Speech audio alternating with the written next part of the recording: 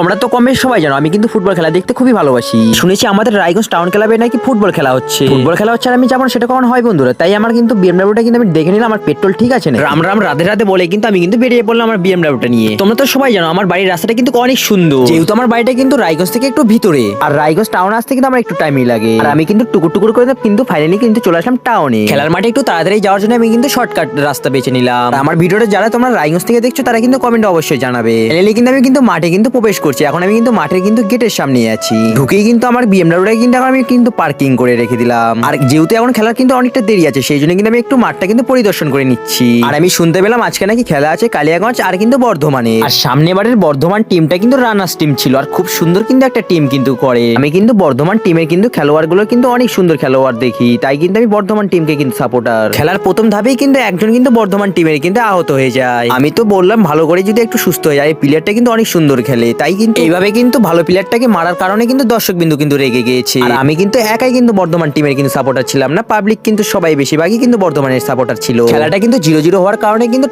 টাইব্রেকারে কিন্তু বর্ধমানের কিন্তু গোলকিপারটা অসাধারণ একটি সেভ দিয়ে কিন্তু নিজের দলকে কিন্তু জিতিয়ে দেয়।